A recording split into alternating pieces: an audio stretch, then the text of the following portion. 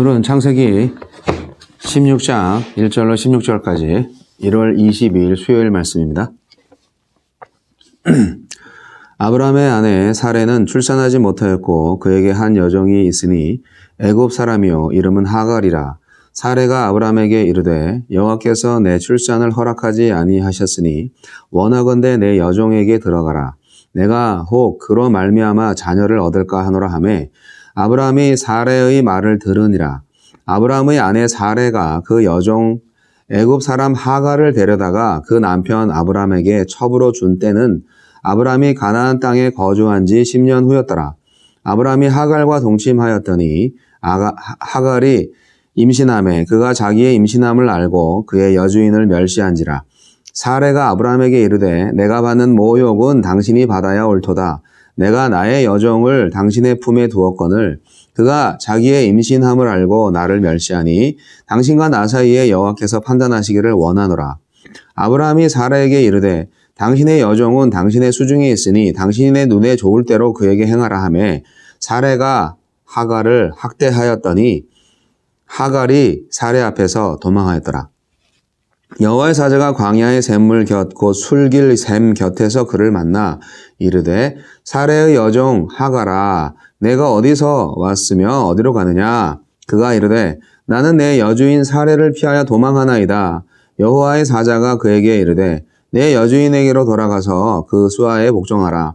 여호와의 사자가 또 그에게 이르되 내가 네 씨를 크게 번성하여 그 수가 많아 셀 수 없게 하리라. 여호와의 사자가 또 그에게 이르되 내가 임신하였은즉 아들을 낳으리니 그 이름을 이스마엘이라 하라. 이는 여호와께서 네 고통을 들으셨음이니라. 그가 사람 중에 들나귀같이 되리니 그의 손이 모든 사람을 치겠고 모든 사람의 손이 그를 칠지며 그가 모든 형제와 대항해서 살리라 하니라. 하갈이 자기에게 이르신 여호와의 이름을 나를 살피시는 하나님이라 하였으니 이는 내가 어떻게 여기서 나를 살피시는 하나님을 배웠는고 함이라. 이러므로 그 샘을 부엘라 헤로이라 불렀으며 그것은 가데스와 베레 사이에 있더라. 하갈이 아브라함의 아들을 낳음에 아브라함이 하갈이 낳은 그 아들을 이름하여 이스마엘이라 하였더라. 하갈이 아브라함에게 이스마엘을 낳았을 때에 아브라함이 86세였더라. 약속을 좀 늦게 지키시는 하나님이신데, 네. 오늘 하갈 얘기가 시작됩니다. 나를 살피시는 하나님. 약속을 자의적으로 해석하고 인간적인 방법으로 이루려는 모든 시도가 고통을 불러옵니다. 그렇지만 하나님은 또 이것 또한 선하게 인도하셔서 적합한 은혜를 베푸십니다. 오늘 얘기는 아브라함이 10년이 넘도록 이제 자식이 안 생겨요. 그러니까 창세기 12장에서 아브라함에게 하나님께서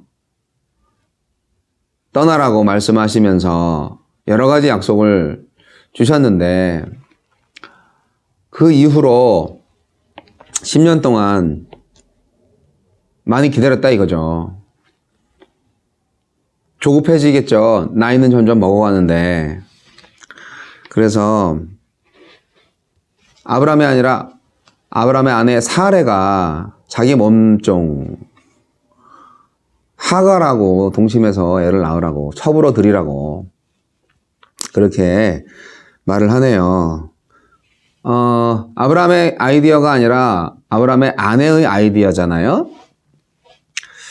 이게 참 큰 실수인데 그래서 아브라함이 이거를 뭐 아내가 하라고 했으니까 요즘 그 나이 많이 먹으면 새 여자의 말을 잘 들어야 된다 뭐 그런 얘기 많이 들어요. 뭐 오래된 농담인데 새 여자가 누구냐? 첫 번째는 이제 자기 어머니, 두 번째는 이제 자기 아내, 세 번째는 차의 내비게이션. 자, 근데 이제 지금 아내의 말을 잘 듣네요, 아브라함이. 네. 사레 역시 아브라함과 함께 믿음이 계속 성숙되어져 가는 과정 속에 있는데, 한 사람이 잘못된 선택을 했을 때 한 사람이 그것을 다시 바로잡아 줄 수도 있잖아요. 그런데 꼭 그 하와하고 아담하고 그런 모습을 보는 것 같아요. 예. 그래서 아브라함이 결국 하갈하고 동침을 하고, 그리고 하갈이 임신을 했더니 이 몸종이 하갈이 나 이제 주인의 그 자식을 뱄다, 임신을 했다, 얼마나 또 이렇게 자신감이 넘치겠어요. 그야말로 작은 소왕국의 그 최고의 지도자, 왕의 아이를 가졌으니까, 뭐 우리나라의 사극 보면은 이제 임신을 하지 못하는 중전마마보다 임신을 한 그 후궁이 더 이렇게 힘을 발휘하려는 모습 많이 보이잖아요. 딱 그 하갈이 그런 모습이네요.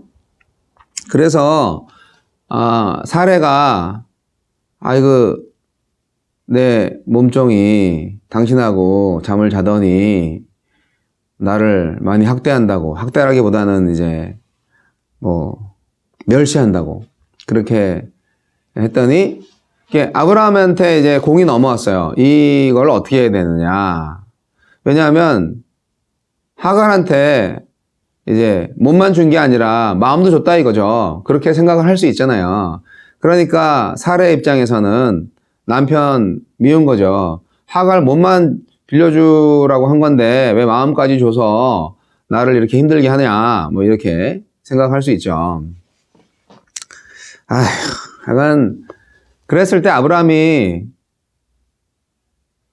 아니 당신 몸종이니까 당신 마음대로 하시라고 또 이렇게 말씀을 하시네. 네. 하여간 엉망진창이 됐어요. 제가 볼 땐 이거를 좀 잘 해결을 했어야 되는데 말이죠. 처음부터 잘못 꼬인 거죠. 둘 다 하나님의 약속을 믿지 못한 거예요. 불신앙이고요. 조급함을 통하여서 불신앙을 표현한 거예요. 조급함이 불신앙이에요. 하나님이 약속하셨으면 잘 끝까지 버텨야 돼요. 참고 인내해야 돼요. 그러면 정말 크고 확실하게 하나님께서 약속을 이루어 주실 겁니다. 그런데 결국은 뭐 오늘 이렇게 됐어요. 이거는 아브라함이 스스로 만든 대책이에요. 그 죄예요. 어떻게 아들을 만들 것인가? 어떻게 자녀를 만들 것인가? 새 아담으로 선택받은 아브라함이 첫 아담처럼 하나님의 목소리보다 아내의 말을 더 듣고 아내의 종 하갈을 첩으로 맞아서 대를 이으려고 했습니다. 10년의 기다림 너무 오래됐죠. 85세인데 아이고. 사실 뭐 이 고대 사회에서는 그 첩을 통해서 후손을 잇는 것이 뭐 풍습이었던 것 같아요. 네.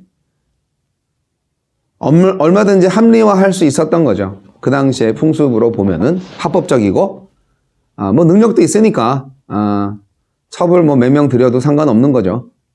그런데 하나님의 입장에서는 다르잖아요. 하나님의 입장에서는 이게 불순종이죠. 온전하지 못한 순종은 불순종이에요. 이 불순종을 정당화할 수 있는 상황은 없어요. 명분과 실리를 앞세워서 하나님의 말씀을 무시하지 마세요. 네. 결국 하갈은 이렇게 되니까 여종의 분분을 잊고 그냥 이렇게 주인 사례를 막 멸시하고 저주하다가 또 광야로 도망갑니다. 사례가 하도 다시 못 살게 구니까. 그래서 이제 이 하갈이 하나님으로부터 위로를 받습니다. 물론 최초의 원인은 아브라함과 사례예요. 그런데 하나님이 참 사랑이 많으신 분이다라는 것을 알 수 있는 것은 나는 주인의 말을 들었을 뿐인데 라고 이렇게 말할 수 있는 하갈한테까지 친히 찾아오셔서 구원의 길을 제시해 주셨다는 것이죠. 범죄한 인간을 찾아주시는 하나님, 오늘 저와 여러분의 하나님이십니다. 그 고통, 임신한 몸으로 광야를 가는 그 고통이 얼마나 힘들었겠어요. 하지만 하갈 역시 자기의 잘못은 생각 안 하고 이제 사례 탓만 하고 있죠. 예. 그럼에도 불구하고 하나님은 그를 위로합니다. 그가 약자였고 그에게도 행복할 권리가 있으니까요. 라는 생각을 하셨는지. 여하튼 그래서 내가 너의 자손도 많게 해줄게. 그런데 일단 지금은 돌아가라. 사례한테 복종해야 된다. 살 길을 그렇게 개인적으로는 억울할 수 있어요. 하지만 그것이 살 길이라면 살아야 되겠죠. 하갈도 자기 뱃속에 있는 아이를 사랑했겠죠. 그것만이 살 길이라면 자존심 아닌 자존심을 죽이고 돌아가야 되죠. 다시 주인 사례에게로 돌아가서 복종해야 하는 그 수모는 아니고 그냥 자기를 죽이는 거죠. 자아를 죽이는 거죠. 결국 우리가 이런 거죠. 우리가 잘못했을 때 결국 하나님의 말씀을 듣고 우리가 돌아서서 그 과오에 대한 그 잘못에 대한 대가를 지불하겠다라는 그러한 순종을 한다면 하나님께서 복을 주신다는 거예요. 하나님의 구원하심이 이럴 때 발휘되는 것입니다. 여기서 만약에 하갈이 돌아가지 않았다면 광야에서 죽었을 거예요. 애도 낳지 못하고. 돌아가니까 어때요? 어쨌거나 아들을 낳고 또 아브라함도 좋아하고 그랬잖아요. 네. 고대 사회에서 이 자녀 생산의 축복은 최고의 축복이죠. 하갈이 이제 하나님을 만난 곳을 기념하는 곳이 있습니다. 광야길에서 하갈과 태중의 아이를 살린 것은 사실 샘물이 아니에요. 예, 그들의 고통을 들으시고 안전하게 또 자손의 번성까지 약속해 주시는 하나님이야말로 하갈의 구원자였어요. 하나님이 하갈의 구원자입니다. 하나님을 만난 셈의 이름을 부엘라헤로이, 이거는 나를 감찰하시는 살아계신 자의 우물이라는 뜻인데 그 우물이 그를 만난 게 아니에요. 그 우물을 만든 하나님을 만난 거예요. 우리가 어떤 어려움에 닥쳤을 때 누군가 또는 무엇인가를 만나서 구원을 받을 수 있어요. 그런데 그것을 만들어주신 이가 누구냐 하는 것을 깨달으셔야 됩니다.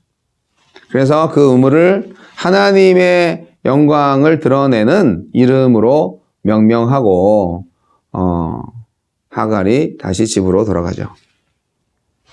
이스마엘을 낳았죠. 네, 이스마엘을 낳았어요. 아유, 좋겠네.